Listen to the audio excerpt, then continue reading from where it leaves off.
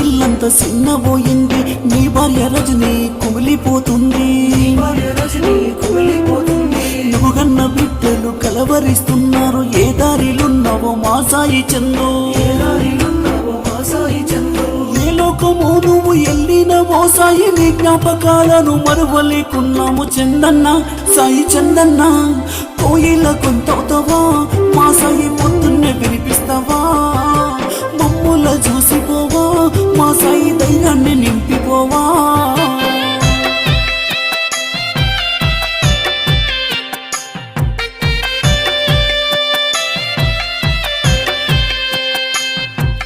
నీ గొంతు కలిపిన కళకారులందరూ నువ్వు లేని బాధతో కుమిలిపోతున్నారు.